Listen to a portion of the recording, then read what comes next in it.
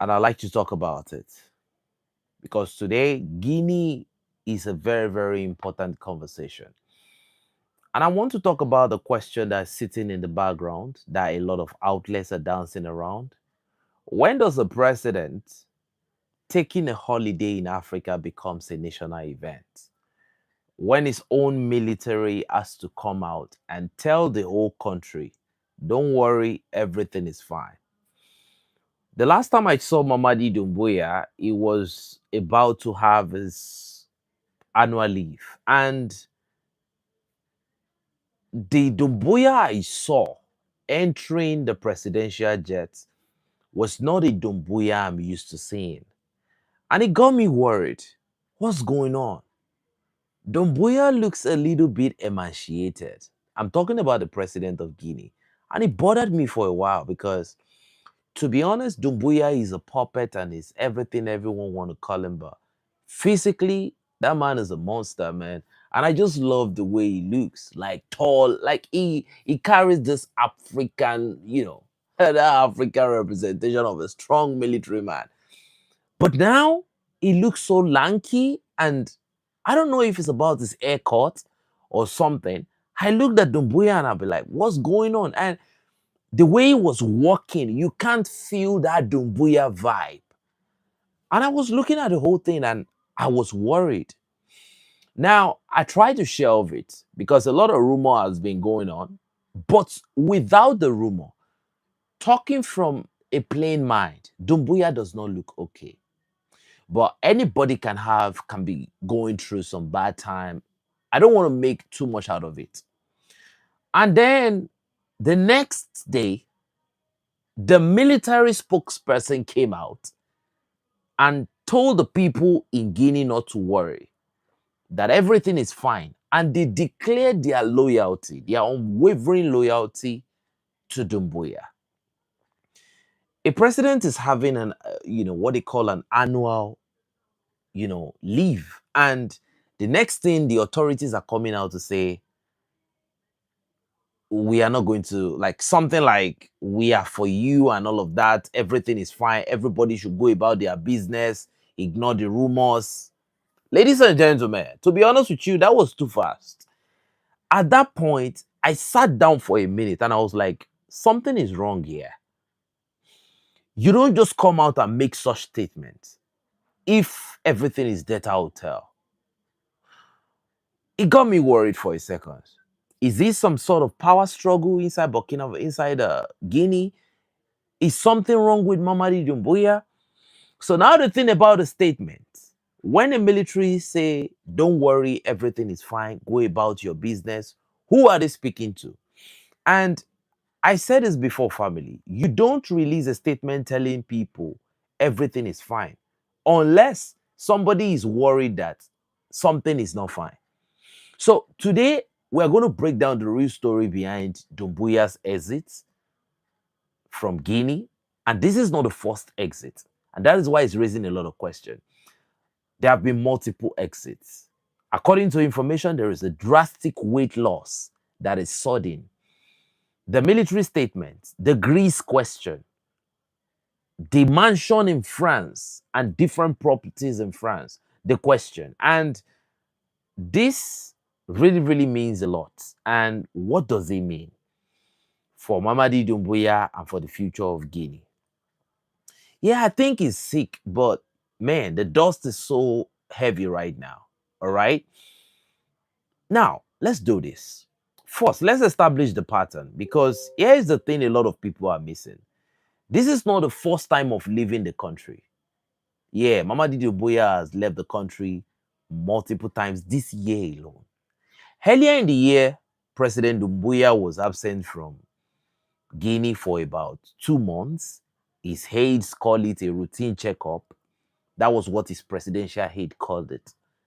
Now, they didn't call it some sort of maybe visit or some sort of birthday or what. They called it a routine checkup. So it is now drifting. So when you call it a routine checkup, it's medical. So you can see why a lot of people are saying something is wrong now. They are bringing it towards the medical axis because his aide said his first exit from the country this year was a routine checkup. But the absence itself became a story that people started asking, where is President Doumbouya? Because the silence got uncomfortable. A routine checkup became, we did not see Doumbouya for weeks. Is that routine? Do people really understand the literal meaning of routine? So when you are absent for weeks, it takes away the routine. It becomes something else. So when he leaves again, even for a legitimate annual leave this time around, the people around him remembers exactly how the last absence played out. The questions, the destabilization agenda by a certain group of people within Guinea that wants power. Don't forget, he has carried out an election, but there is a lot going on in Guinea, which I don't want to go into too much. So, and the military came out this time around after he had his annual leave, if that's what they claim it is. And the military is saying, all right, that they are not letting the rumor win this time around. They're getting in front of it and they are saying everything is okay. Everybody should go about their business. Don't worry. Everything is fine. We are not going to betray Doumbouya. That statement is very huge. Now, that's what's actually happening here. It's not just a man on holiday. It's a state that has learned through experience that every single time the president steps off the tarmac, the whole country holds its breath. Now, you see, 2 weeks before his trips, a video surfaced online. Brother Omar, thanks for coming. And the video fueled fear over the president's dramatic weight loss. If you look at Mamady Doumbouya's face alone, don't look at the body, look at the face. You know something is wrong with him. The weight loss is serious. Maybe he's working out. Maybe he wants to get back to the field. Anything is possible. But people started talking about poisoning. That's the rumor. That's the common rumor in Guinea now. And you know, we have a lot of poison, and we have the different class of poison. We have, you know, poisons like the polonium poison. We have radioactive poison that can depreciate a human life, you know, not instantaneously, but gradually, that makes the terminal phase very inevitable. We know all this type of, you know, cadres of radioactive poisoning. But this is a puppet of France from every tool on the table. Mamady Doumbouya should be a puppet of France and it should be highly protected, right? If you collaborate with the West, nothing should happen to you, right? So, because of course they did see this type of things happening in Africa, president being poisoned is not a new thing. And if you look at the moves he made when he became leader by taking a lot of mining licenses for the iron of Guinea and multiple things like that, it is arguably believable, arguably, but we can't independently verify. Now, that framing began to spread very, very fast. Now, according to information, even in the groups that are supporting President Doumbouya, the rumor became heavy. And now he is traveling to Greece. According to people, following excessive weight loss.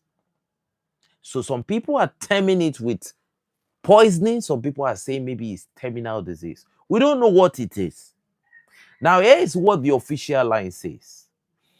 That the presidency insists that this is a private family holiday. Oh, Flavor Blade, thank you so much for the donation. I appreciate it. Thank you so much. So, the presidency insists that it is a private family holiday. Nothing more. They are saying he is in good health. But here is the tension, ladies and gentlemen. The moment a leader's health becomes a public speculation, you have a problem, regardless of whether it is true or not. Because perception drives the rumor economy, not reality. And when a population is already primed to worry, a single video, a single photo, a single unexplained absence, and it's already in the build up. He has been having multiple travels. And these are not travels where maybe when he went to Rwanda to see Paul Kagame, this is like, you call it a routine checkup and it takes multiple weeks and you see certain changes when he comes back. These guys, don't forget, they see Doumbouya every time. And Doumbouya is somebody that likes the optics. He likes being outside. According to the information we gathered, Doumbouya has a machinery. He spends heavily. According to reports, they said he spends heavily on media hype. Like when he steps out, that that stuff about him now, right? That even when he came for JD Mahama's inauguration, he actually paid people in cash. That one we provided the video here. He paid people in cash, such that when he came out of his vehicle, they started shouting, Doumbouya, Doumbouya. these, these people are something else. So, according to the information we had, so this media hype machine, they call him the Traore of Guinea. That is what they call him. But this whole situation kind of makes it more somehow, right? Now, the rumor has been moving through the whole country like a wildfire. And a lot of people are saying that it is possible that his wife could have been giving him some tough time. And maybe that's why he's emaciated. I don't know. Now, let's get something very clear. And this is where it gets more interesting. The military statement. And I want you to understand the timing here because it tells you everything you need to know. On the 3rd of August, 2026, the same day Mamady Doumbouya traveled to Greece, the Chief of Staff, General Ibrahima Sori Bangura, released a statement. I have the video. I will drop it on our Telegram channel if I have not already dropped it. He reaffirmed the constant fidelity. That's the language they used. If you convert it from French to English, and the unwavering loyalty of the Guinean armed forces to the head of state and to the institutions. He urged the public to ignore rumors and continue with their normal civilian activities. Now, listen to me. If I have to travel, if I have to be away for a while, let's put Brother Omar as an example. Brother Omar does not need to come to Telegram and tell the people about how loyal he is to me. He just needs to step up and things just need to go on like it's normal. Because nothing is wrong. Because I'm away, he steps in. It's normal. But when you step away and somebody needs to step in and say that I pledge my loyalty to you, it is beyond just a routine exit. That means something which we can't verify is wrong. Now, as a Pan-Africanist, we are into this type of conversation, but it is important. Why? Because of the interest of France in Guinea. Now, on the surface, they call it routine reassurance. But read it again. That statement was not just for the public. It was a message to the ranks, to the high command saying, we are unified. Now, there will be no opportunism. That is what the Guinean military are trying to say. Not on our watch. When a president leaves the country and the military immediately declares its loyalty, that is not casual, that's deliberate. Preemptive strike against the power vacuum narrative, because that's the narrative that is flowing now. That some people are already saying that who will step in. I saw a military man whose picture is being floated around now. That probably Doumbouya handed over power to him. That he's going to be the one to govern Guinea for now, and all of that. Man, I don't even understand the whole thing now. But I can tell you something for sure.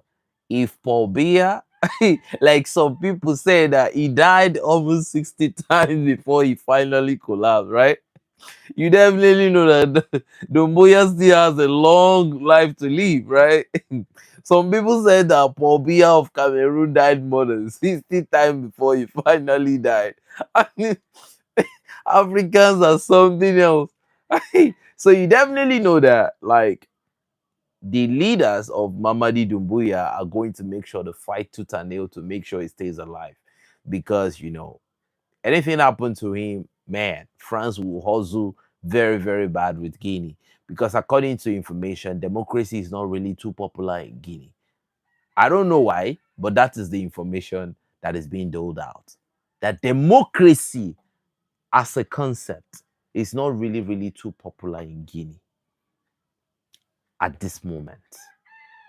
I don't know if it's as a result of, the aura of the neighbors, or maybe the doings of Mamady Doumbouya within Guinea. But whatever it is, right? Or maybe because the democratic architecture and construct have failed or betrayed the trust of the people in Guinea. Whichever way it is a serious case. And I want to be very honest here, because you deserve honesty, not drama.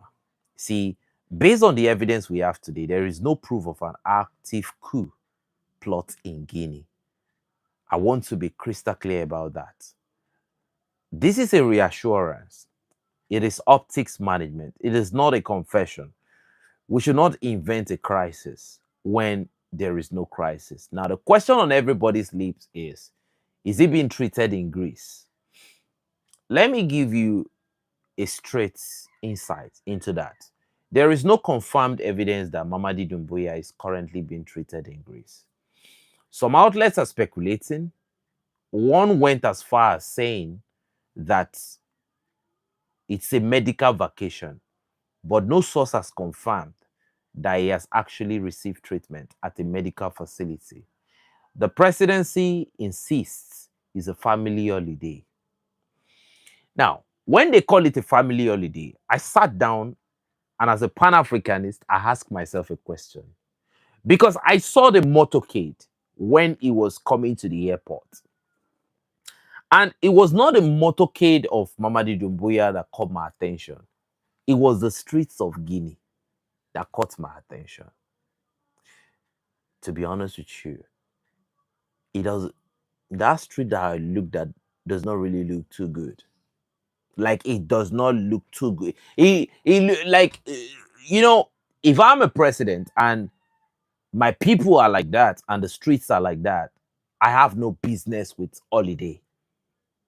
I don't know if you understand. If I'm a president and my street, the street to the airport is like that, I have no reason, I have no justification to have a family leave or whatever type of leave anybody wants to call it. I rather die on that duty line, working to make the country better. I would rather do it. It's heroic than for me to say I want to have an annual leave or whatever they call it, and the street is like that. And to be honest, you don't need any big proof to say that Mamady Doumbouya is anti-Pan-African. The motorcade is deafening. Like, it's so long and it's luxurious. But when you look at the people around, it doesn't add up. I saw the picture of the people, I saw the video of the people. that were around the motorcade. Man, whatever it is, man, I don't know what to say. If your people ain't right, you you you are not, you cannot be living that type of life. If your people are not right, you cannot be living that type of life. And um the truth is, Mamady Doumbouya has played into the mind of some Pan-Africanists. You know, there is this video I saw of him lately, and every individual in that video, they were all on native. And I kind of looked at it for a second, like, what does this mean? Does it mean that they are beginning to adopt the same Burkinabe strategy? But in another situation, you see something different. So I think these are people that are really, really playing for the optics. They are really, really playing for public opinion, for public perception of who they are. But the statistic on the ground says something different. Now, if you look at the mansion and the properties that Mamady Doumbouya has in France, it's,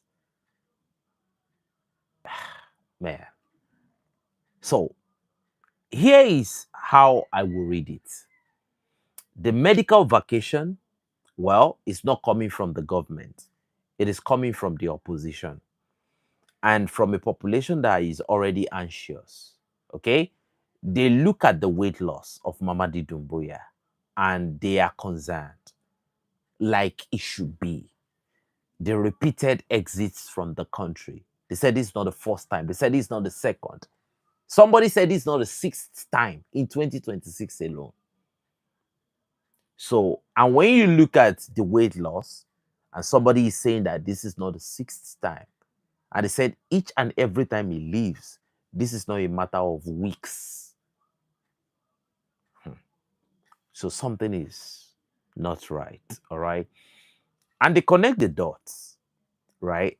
They said he is sick. And they said he is trying to hide it. But the question then becomes, if he is sick, why will he try to hide it? What is there to hide? So, is that true? I don't know. And neither does anyone. So, what I can say is that the perception is real and the perception is powerful. And that is why the military had to come out and release that statement as a matter of urgency, that people should go about their business and they should ignore rumors. But you know, there is only one fact checker, one check and balancing machine. And that is the most legitimate fact checker in life. And that is time. In the next 1 month, what time are we going to be on? In the next 2 months, Mamady Doumbouya is not going to be in Greece forever. So what are we going to be seeing in the next couple months? So we are going to see. We're going to keep monitoring. And I can promise you that I'm very, very interested in the development of the situation in Guinea right now. Now, let's get to the part that is most interesting, because there's a documented reality about how his presidents, the way they operate. Report has been blunt about the climate. They said that his power, as an outlet put it, they said he leaves opponents mute. There's a lot of arrests of opposition figures, disappearing voices, silence criticism. And according to information, they said there are evidences everywhere that it is not speculation. Now, from someone that have, been dealing with Western media propaganda for quite a while, if Mamady Doumbouya is anti-imperial, all of these statements should be on the social media. But these allegations are out there from ordinary people within the states. We've seen videos of gunfires up and down in Guinea, and people will be like, what's going on, and all of that. According to information, that is the established reporting on the atmosphere in Conakry.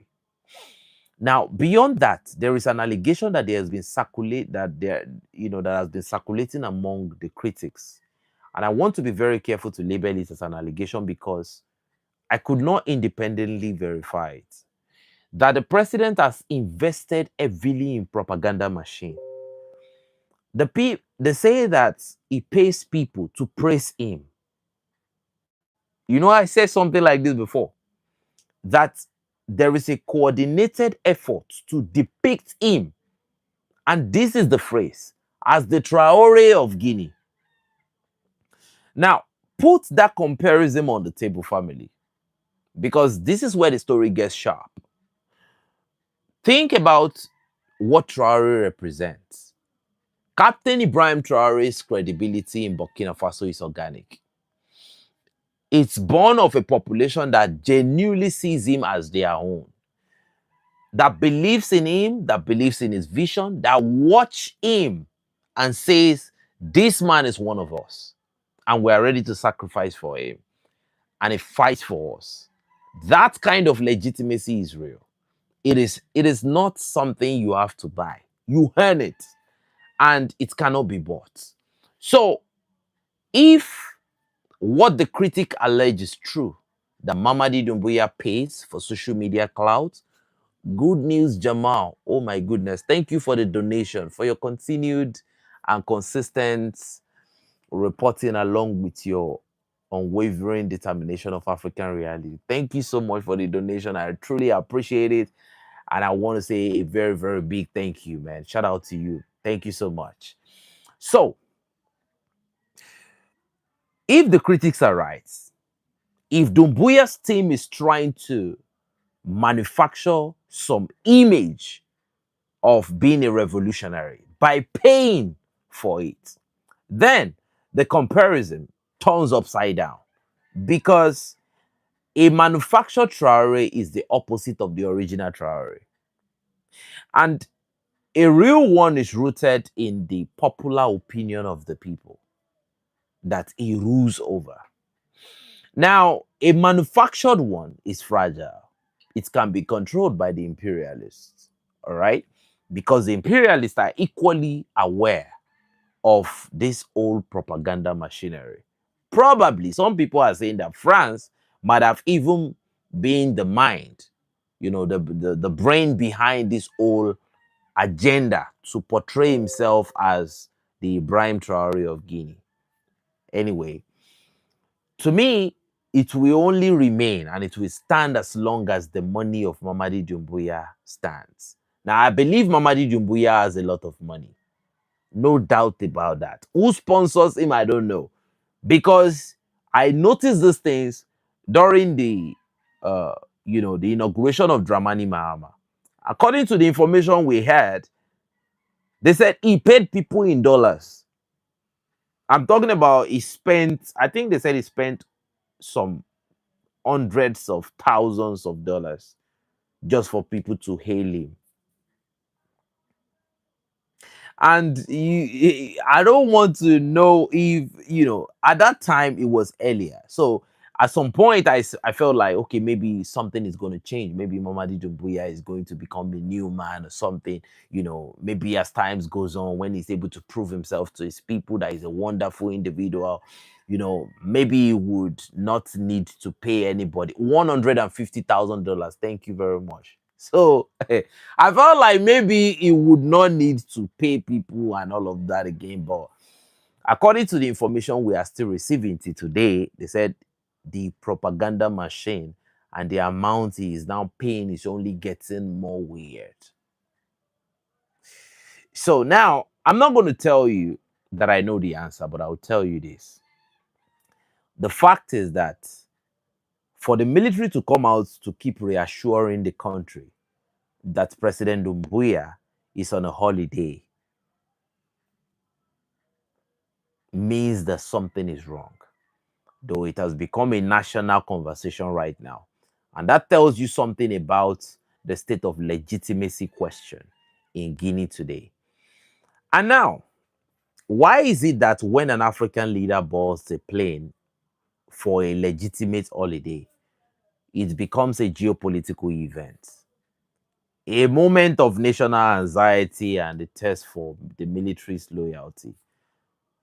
All of this type of annual leave, it happens all over Europe, it happens in the United States. So why is it that when an African leader travels, it becomes a serious conversation in Africa, when whereas it should just be a normal thing that everybody should just look at, like, okay, President Doumbouya is having a sabbatical leave or whatever leave, a family leave. It's normal. Everybody should be okay. Now, here is where I have problem with it, right? You know, to be the funny thing is, I don't think I'm going to hear it anytime soon that President Ibrahim Traore is about to have an annual leave. Does it even make sense? Like, for somebody that heavily monitors what is going on in the revolutionary states of the Sahel, talking about leave to me is like, I don't know, it doesn't sound good to my hair. Me, I'm talking like, I don't even have leaves. Like, it doesn't, to me, I don't know how it sounds. It's okay. Anybody can have leave. I mean, at a certain age of your life, you should have your leave, because the wear and tear starts, telling and all of that. But man, for a president of Guinea, there's a level of work you must have done to tell the people that, you know what, I want to have my leave. Do you get what I mean? But for Mamady Doumbouya to have been out of Guinea on multiple occasions in 2026 alone, and every time he travels, we're not talking about 2-3 weeks, we're talking about sometimes a month and a half, 2 months, it doesn't make sense anymore. So, and the picture I saw, because somebody actually brought Mamady Doumbouya's pictures together, and the person said I should look at his picture when it came for Ibrahim Traore's, when it came for President Mahama's inauguration, and I should look at the picture he took while he was when he was about to take the flight to Greece. No, the situation does not look good. Even if he was not with his glasses, Doumbouya used to be this thick-headed, thick-necked human being, but now he looks completely different. And this is not true. I really want him to be back. I want Doumbouya to not be a puppet, because I just think as a person, he has this aura about him that is likable. How I wish he is not a puppet, but there is nothing we can do about it. He was sponsored to be a puppet. He was trained by Africom. And immediately after he completed his training with Africom, the coup happened with the help of France, and according to the information we had, right? And he has been a legitimate and a loyal puppet since then. So I can't really say that, okay, Doumbouya is sovereign, is this, is that. No. According to the statistics, because the numbers don't lie, Doumbouya is a legitimate puppet. So, man, all of these things that are going on right now, I wish him the best. But the situation of Guinea, if they say everything is fine. Now, I want you to be the judge here. If they say it's just an annual leave, like I said, the Guinea I've seen, the shape, the infrastructure, the economy is not good enough for Mamady Doumbouya to say he wants to have an annual leave. It makes no sense for you, Mamady Doumbouya, to declare that you want an annual leave. They have a very strong military. Matter of fact, I think Guinea has one of the strongest military in Africa.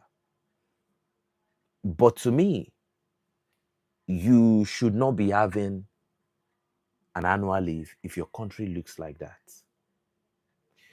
Now, if you are traveling,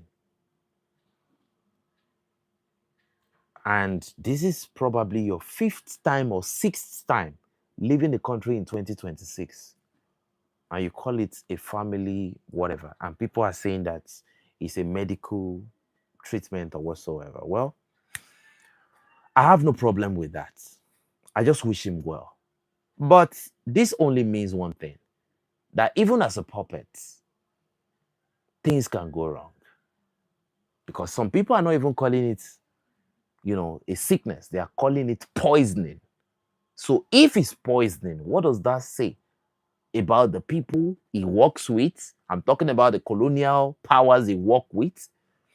It says a lot about the situation in Guinea. It's really, really deep.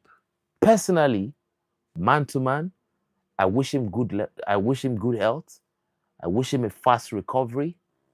And I desire for Mamady Doumbouya to be a changed man. I want him to be a changed man. But if it's really, really poisoning, man, that will be seriously diabolic.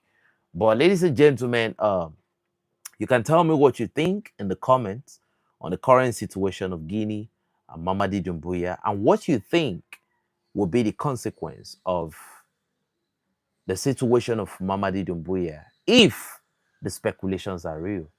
How do you think it will affect the country? That said, Burkina Faso was tested between 2 o'clock in the afternoon and 5 o'clock in the evening. It happened in Djibo. According to the information we heard, we have the video, we've dropped the image and the video on our Telegram channel. The Rapid Intervention Brigade of the 22nd Battalion, their metal got tested in Djibo. According to the information, this operation was carried out by the JNIM, and based on information, the reconnaissance to study the Djibo military apparatus was carried out by Ukrainian military machineries. They helped the JNIM to copy the details of the Rapid Intervention Brigade military base.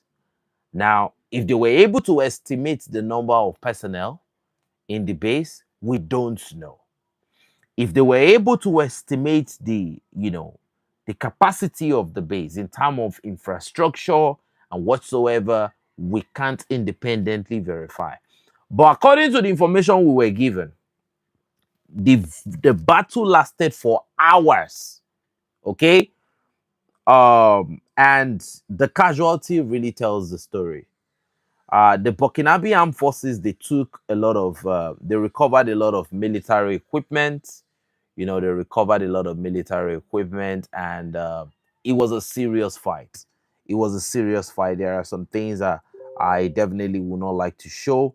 And the Burkinabe armed forces proved once again that they have the operational capability to answer all the questions and to tick all the boxes. Now, according to information, this military victory was an intelligence-led operation. They spied on the Burkinabe base, but the Burkinabe armed forces, they knew they were coming. Because the surveillance of the Burkinabe armed forces is too efficient at this point.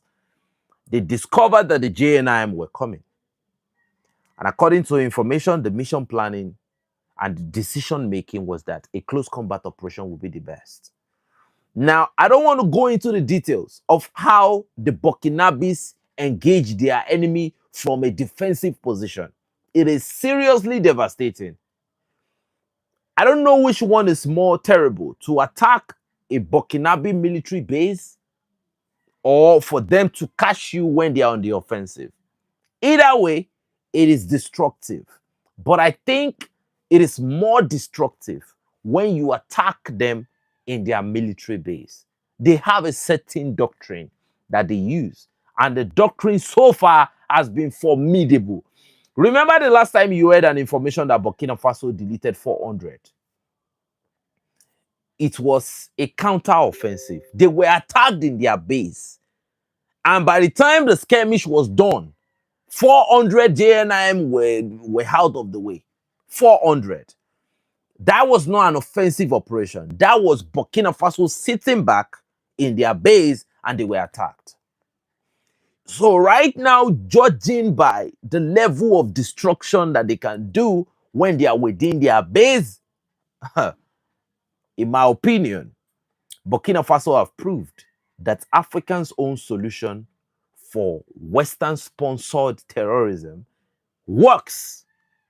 So even if Somalia is currently grappling with Al-Shabaab, they've just adopted the Burkinabe doctrine.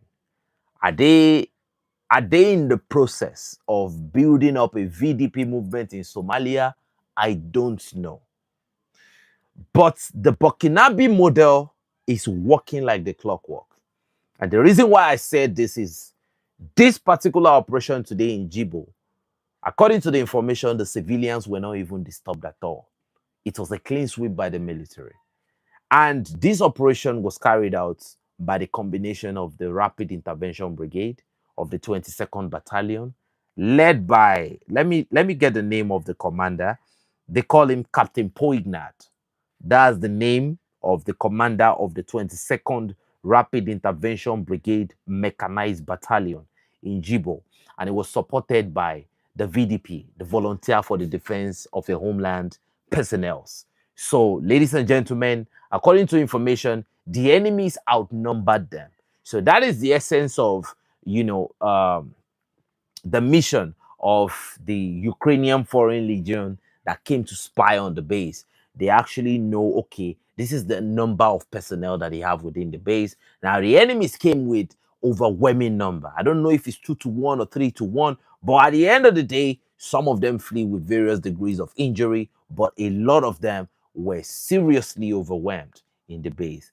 And this is down to the different adaptational doctrine of the Burkina Faso armed forces. Now, their military doctrine does not stay stagnant. They adapt over time based on the realities on the ground. Now, you see, the Burkinabe model, that is the thing. I think after every victory, we give birth to even a more difficult challenge. Now, this is not me giving a negative information. This is me telling you what every victory of the Burkinabe armed forces mean for Western interests in West Africa. Because if you look at Nigeria right now, the West will tell them negotiate with terrorists. They have their sponsors they have people they sponsor on the ground that will tell the government it's better you negotiate with these people, turn them to repentant terrorists. A lot of things are going. Africa don't even know what direction to turn to. A lot of these puppet leaders don't know what they are doing. And the people that suffer the consequences are the civilians. But in a situation where Burkina Faso said everybody should get out, want to have a clear head. Now, you must understand, Burkina Faso is the only country, in my opinion, in the whole of Africa that has no foreign military help. Direct foreign, no, nobody. It's all Burkinabe. They don't have no African. They don't have no African core personnel on the ground. It's 100% Burkina Faso armed forces. They train their troops. The patriotic, like Burkina Faso does everything 100% Burkinabe. Now, this is not me disrespecting anybody. This is me just telling you what is happening on the ground.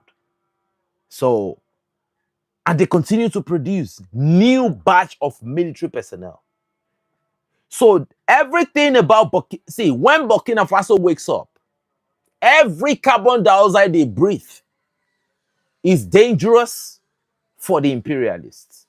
I'm telling you, because the more they continue to churn out Burkinabe's own military personnel, it means that Western imperial training, the Western education, the Western model of training military continues to fizzle out by the day. Because now you are having the whole dogs being replaced by people Now, what you have now is a revolutionary military, a young, growing revolutionary military that has the interests of Burkinabes at heart. Most of the military in Africa, they only protect the interest of the imperialists. But the Burkinabe military are different. Now, that aside, every victory in Burkina Faso means that African countries can start asking themselves, is it really sensible that we continue to turn to the West for solution? Given the fact that Burkina Faso is not only winning the battle, every fight they win, there are high value recoveries that proves and convince every person beyond reasonable doubt that the Western alliances are complicit in sponsoring these armed groups. So any reasonable president that can think sits down and look at it that the problem we are dealing with, that we're inviting the West to come and, help solve, is actually being sponsored by the West. So if the problem is being sponsored by the West, why would the West want this problem to end? If that is the only pretext why we're inviting them, they sponsor it, they fund it, and we invite them to come and help us to solve the problem. So if I create a problem and I fund the problem so that the problem remains alive, do you think, even if you invite me with whatever amount of money, I will see the money that I'm getting from you, all the resources I'm getting from you inviting me to come and help you to solve the problem, I will see that money as the product of my invention, which is terror.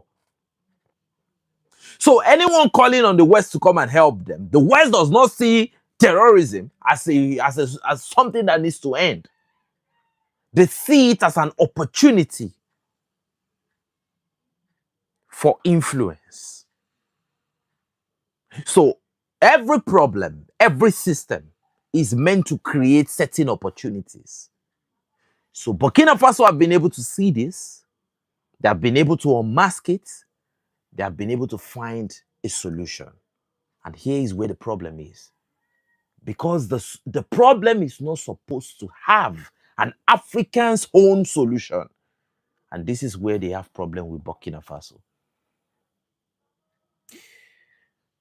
Ladies and gentlemen, this is where I want to draw the curtain for now. The team is it's much alive, but there are some information we'll be giving tomorrow. But at this point, I want to bid you all farewell. I want to appreciate you all for coming to the live stream. Tomorrow, we'll be bringing a breaking information. I don't want to talk about it now. People have not really heard too much about it, but I want to get the confirmation from certain sources so that it won't be me just breaking it first. All right. So, ladies and gentlemen, at this point, I want to wish you all a wonderful night. And for everyone that donated to us, I really, really appreciate you. I want to thank you. I want to appreciate everybody, man.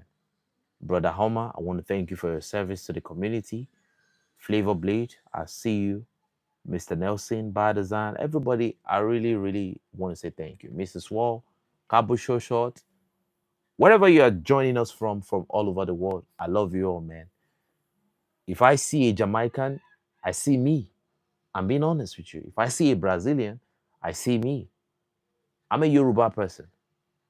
And our history goes a very, very long way. I embrace these people as my people.